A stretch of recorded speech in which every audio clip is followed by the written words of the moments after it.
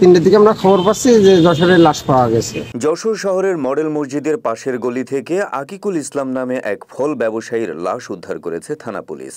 বুধবার গভীর রাতে ওই গলির ভেতর লাশ পড়ে থাকতে দেখে স্থানীয়রা খবর দিলে পুলিশ এসে লাশ উদ্ধার করে যশোর জেনারেল হাসপাতালের মর্গে পাঠায়। নিহত আকিকুল ইসলাম ঝিকরগাছা উপজেলার পায়রা গ্রামের মহিউদ্দিনের ছেলে।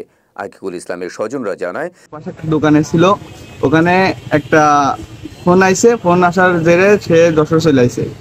আসার পরে আপনার হচ্ছে রাত আনুমানিক 11টার দিকে ডিবি ফোন আপনার ফেসবুকের মাধ্যমে জানা গেছে সে মারা গেছে।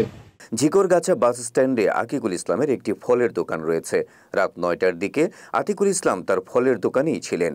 একটি ফোন পেয়ে সে দোকান থেকে বের হয়। পরে ফেসবুকের লাইভ ভিডিওর মাধ্যমে স্বজনরা আকিকুল ইসলামের লাশ ওই গলির মধ্যে পড়ে থাকতে দেখেন। হত্যাকাণ্ডের প্রকৃত কারণ খতিয়ে দেখা হচ্ছে বলে জানিয়েছেন যশোর কোতোয়ালি মডেল থানার ওসি আব্দুর রাজ্জাক।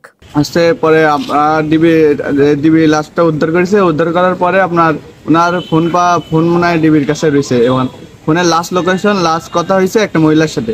আপনার রাত 8টা সাড়ে 8টার দিকে বাড়িতে বেরোইছে, আর রাত 3টের দিকে আমরা খবর পাচ্ছি যে যশোরের লাশ পাওয়া গেছে।